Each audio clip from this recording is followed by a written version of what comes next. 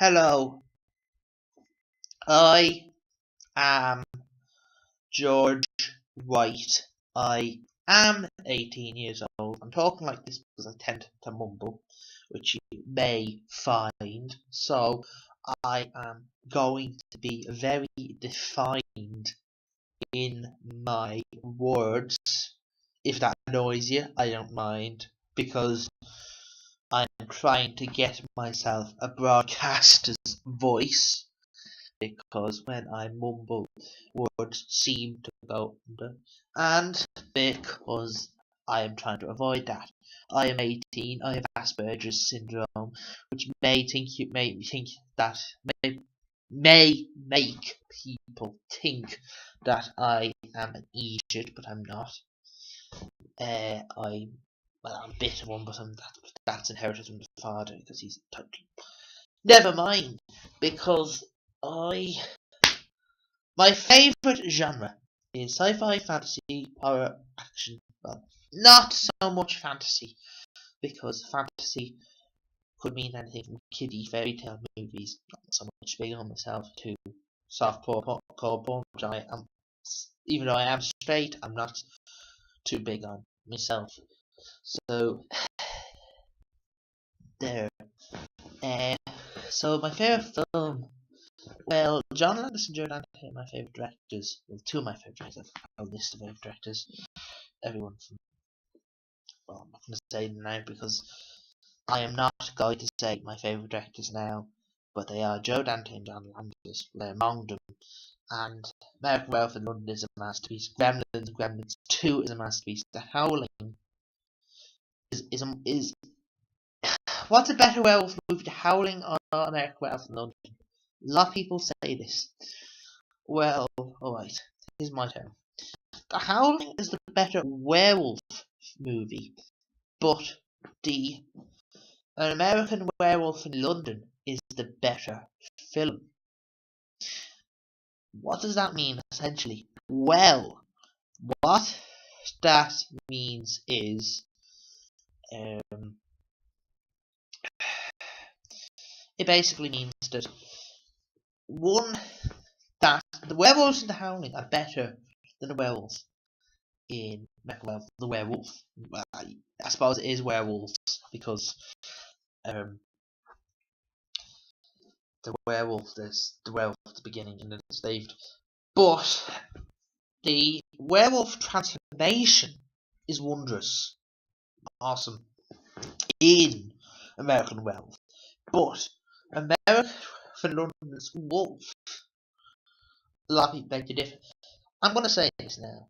It's not a good werewolf. It's a good dog. It's a wolf. It's not a wolf man. It's a wolf. Alright, so he's a werewolf, not a wolf man. But you know, it's a bit.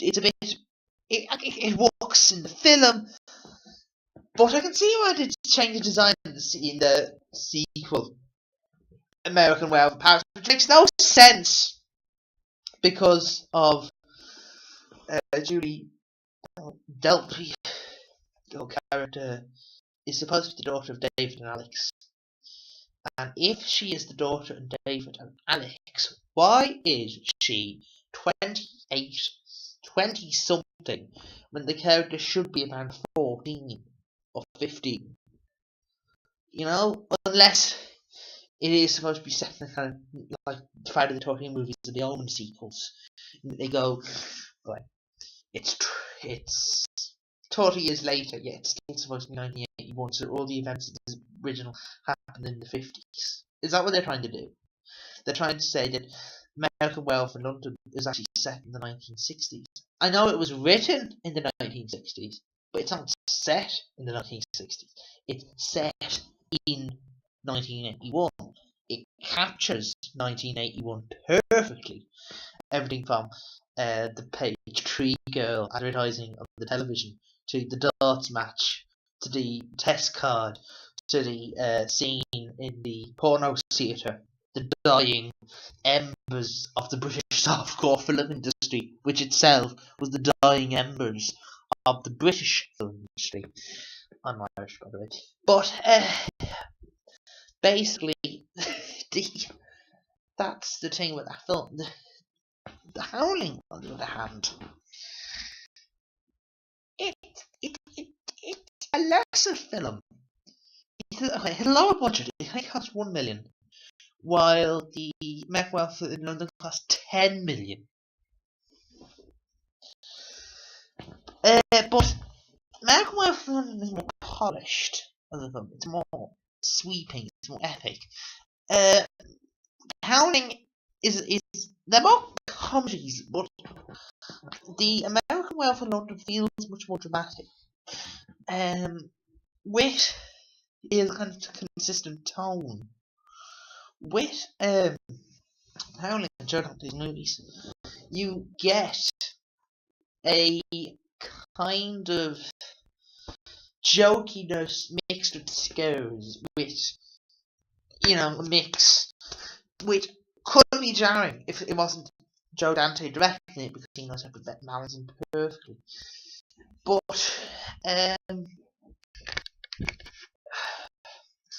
what am I gonna say? Well, okay. The Howling is better at wolves, not the transformation, because transformation looks a bit 80s, if you know what I mean. It looks a bit, ooh, I'm turning a bit hairy, ooh, I'm turning a bit red, ooh, and, yes, it's a bit dodgy.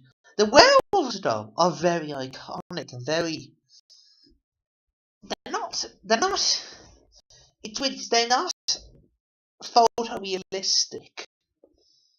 They look like wood carvings. They look like they are prosthetic. They look, but there's something more kind of relatable, I suppose, in it being a wolf man or a wolf head on a bipedal body, an upright body.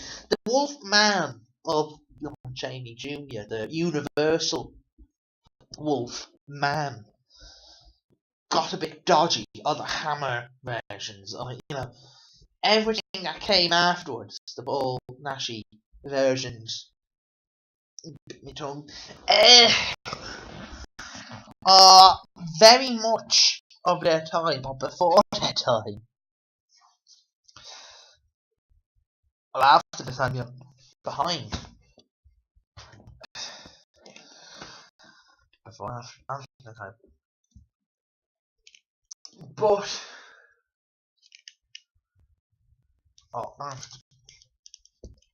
they came late addition to an earlier genre. On the other hand, with the occasional splicing of blood and sex, but the thing is, American Werewolf in London is a film. The Howling is an exploitation film, but a superior exploitation film. That's the difference.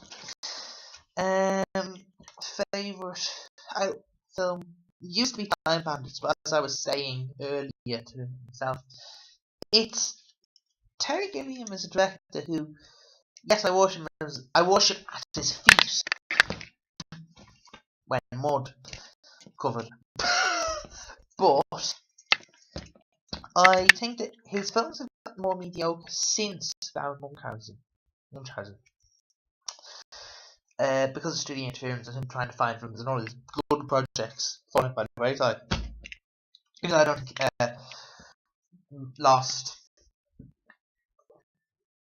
Man Who Killed Don Quixote would have been a good film. I've seen, Man Lost in La Mancha. It looks like a film. It looks like a failure. Like Jean Roquefort, is that his name? He's done good work in the past, but when speaking English, you can barely understand it. And Johnny Depp seems to be having another one of his nutsoid field days and being absolutely, ooh, I'm so wacky, ooh, I'm so annoying. But, yes, I think it would have been an absolute failure, to be honest. It would have basically been his second Munchausen. Because Munchausen is quite a good film, but he kind of guided creatively bankrupting because it was so much. You keep adding, add this, add this, add that, add Oliver Reed as the, it gets a bit. Afterwards, I get to go a bit more pedestrian. 12 Monkeys is just a sci-fi thriller with the Gilliam-esque attitude. And Fish King, there's not much. They Gilliam-esque elements, but they're not really auteur pieces. So, yes. And Parnassus I kind of liked until Johnny Depp appeared.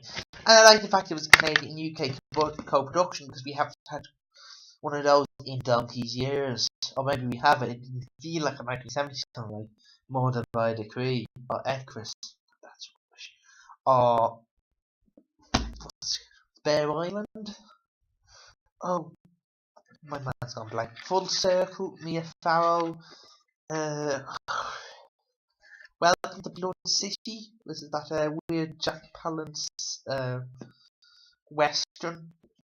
Stroke Dream, because they didn't know what word for virtual reality back then, so they just called it dream reality, in a dream. Yes, something like that. Oh my god, why did I Google 1970s exploitation movies made in Canada that had British backing? The Uncanny, of course, The Uncanny, with Cush and Donald Pleasance as Laurence Olivier and John Vernon dresses the Phantom of the Opera and Susan Penhaligon eating cat food and crackers. God, that's nuts. This is going to be kind of wandering day today because I don't really have a topic, so I'm just going to... Yeah, well, back to Gilliam. I haven't seen Zero Theorem yet. I hope it's a return to form. I think there might be some genius things. It is an independent film, but I don't know. I fingers crossed. But what's your favourite guilty pleasure? Oh god. Probably 1970s British sitcom movies. 1970s British sitcom movies. Because, alright, they're not really films. They're not cinema. They're just sitcoms filmed in between series, usually on a slightly different set because it's not in the studio. It's not in the TV studio because they're not using on video. They're on film in Bournemouth, Elstree, Pinewood. Usually Pinewood or Elstree, especially if you're making it in Spain, Pinewood. But I don't know. But usually maybe a different cast. Maybe if Sid James got you playing Cookie off work, not reading your script, you get fired, get replaced by Robin Asquith, as happened to Robin Stewart in one of my favourites, which is Leicester's House, which isn't really a film.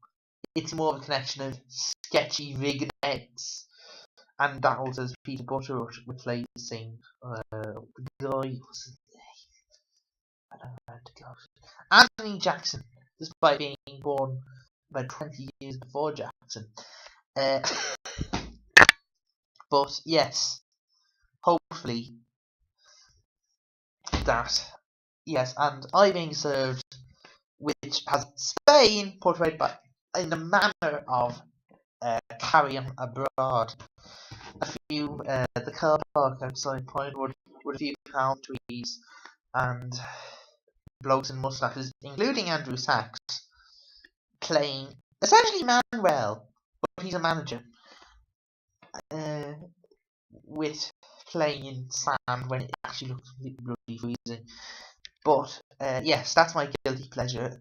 And there's some other films too, like Pieces, the Spanish slasher film, Larry Cohen's stuff. Actually, I'm not really guilty about it. That's why I'm waxing lyrical, because I don't think you should be guilty about a guilty pleasure. You should just open your mind. Like my mammy likes Heaven's Gate, and that's a creepy tart. good night. Although she may say the same with me, I like weird Spanish action movies. Good night.